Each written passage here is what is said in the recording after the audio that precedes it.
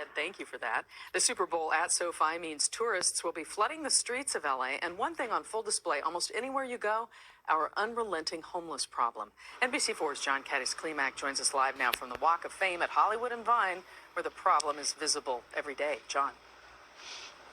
Yeah, Carolyn, with the Super Bowl coming, there's belief that there's going to be a surge of tourists, something that's kind of been dry since the pandemic. But with so many more people coming into this area, the question is, what are they going to see? And is it going to be the unpretty side of L.A.?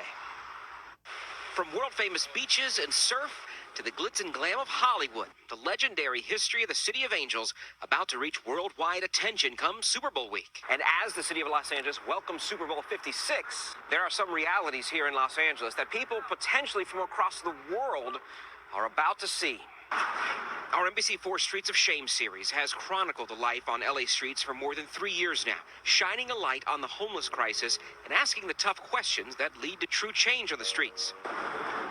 And yet these images, all from today alone, show LA may have a long way to go. I'm absolutely blown away. Tourists still come from around the globe, expecting one thing. I just want to see the Hollywood sign, go to Santa Monica, see everything. But with each visitor also seeing something else. I know it's not abnormal, this one. For me, this is not abnormal, and it's not good people to stay outside. In LA and in towns across California, it's as though homelessness is so common, it's been normalized, and yet so far from normal for anyone else. It's not something that you actually thought was going on here.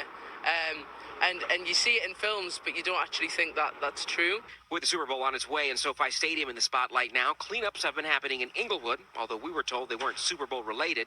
We showed you this one earlier this week. But look at downtown LA today, just a week out from the Super Bowl experience at the convention center, and we spotted security trying to subdue a half-naked man we've had to blur for television. Just up the street, tents line the underpasses of the 10 freeway, what drivers could see as they head to the convention center. RVs line other side streets, and garbage is just about everywhere. Historical Vera Street appears to have gotten a clean sweep. All but one tent that used to line Cesar Chavez are gone, but the 101 overpasses look less cluttered with encampments than we've seen before. And look at this. Main Street, Los Angeles, right outside City Hall. Still a haven for homeless with nowhere else to go. It just makes you feel quite humble, and I think staying in a lovely hotel in LA, you feel like, oh my goodness, look at how wonderful life is. And then you walk out on the street and you see a little bit more reality and a bit more real life, and it does kind of a little bit heartbreaking. So we reached out to the city's Bureau of Sanitation, I should say, today to ask if there's an uptick in these cleanups or if there's a directive of some sort to do these cleanups because of the Super Bowl. We were told that there is no new directive and that this, for them, is business as usual.